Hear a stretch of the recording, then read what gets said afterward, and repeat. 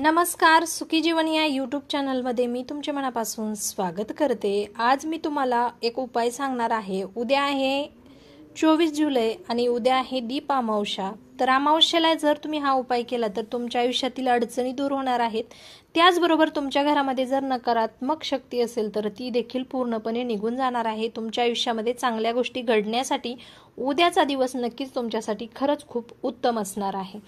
तर आपल्या घराची साफसफाई आपण नेहमीच करत असतो, परंतु अमावस्येच्या दिवशी जर तुम्ही या पद्धतीने साफसफाई केली तर तुमच्या घरातील निगेटिव्हिटी पूर्णपणे निघून जात असते। तुमच्या घरामध्ये पॉझिटिव्हिटी नेहमी प्रवेश करत असते। तुमच्या घरामध्ये नेहमी पॉझिटिव्ह वातावरण हे राहत असतं।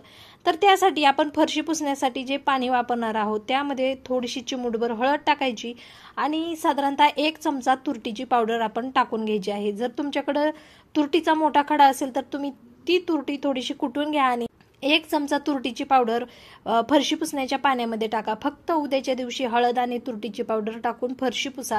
उद्याच्या दिवस जे काही तुम्ही लिक्विड वगैरे वापरत असाल ते वापरू नका।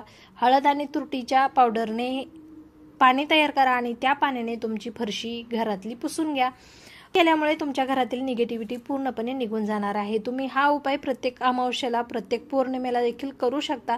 यामुळे तुमच्या घरामधील जे वातावरण आहे ते नेहमी पॉझिटिव्ह राहणार आहे।